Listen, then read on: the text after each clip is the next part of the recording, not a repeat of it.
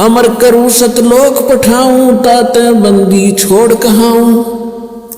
बंदी छोड़ हमारा नामम, अदर अमर है अस्थिर ठामम।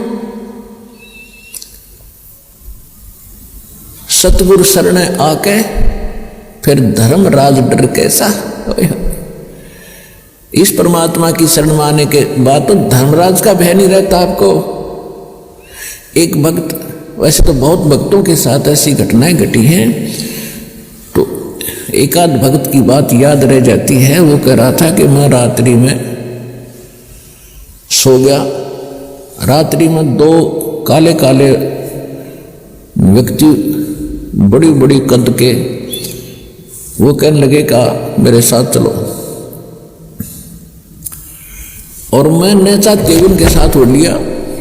विवश पता नहीं क्या हुआ, और मैं जब एक महल सा दिखाई दिया काफी निकट सी, तो मैंने पूछा भाई कहाँ ले जा रहे हो मुझे।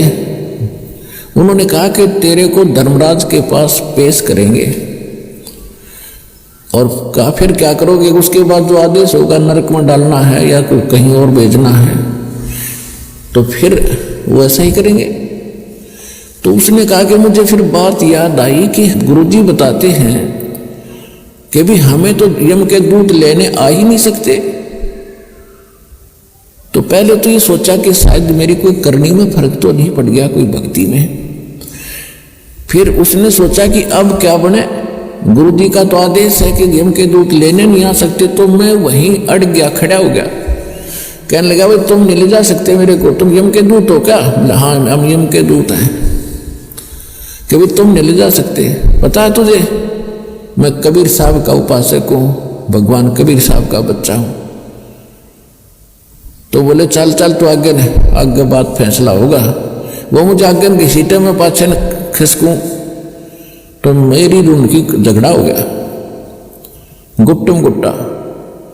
उनमें से एक बोला भाई पहले पता करा, कदे गलती लाग रही हो, इतना कॉन्फिडेंस से आदमी कह रहा है, कदे हम इसने खाम खा पीटे फिर हमें सजा मिला है, जा पूछ के आ तू। एक मेरे पास खड़ा रहा, एक अंदर गया। धर्मराज से प्रार्थना की, महाराज जिस व्यक्ति को आपने लेने के लिए भेजा है वो कह रहा है कि मैं कबीर साहब का शिष्य हूँ, उनका पुजारी हूँ। एक धर्मराज के कहते धौला शरीर हो गया सफेद, पीला पड़ गया चेहरा, और उसने देखा उठा का काउंट, और मैंने न्यू के न्यू बोलते सुने। वो कह रहा कह रहे उसने वापस छोड़ दो, मरवाओगे मुझे भी। ये नहीं, वो दूसरा था भाई।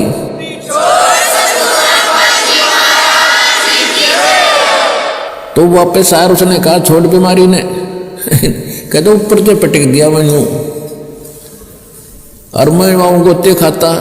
फिर एकदम नो शरीर में आया।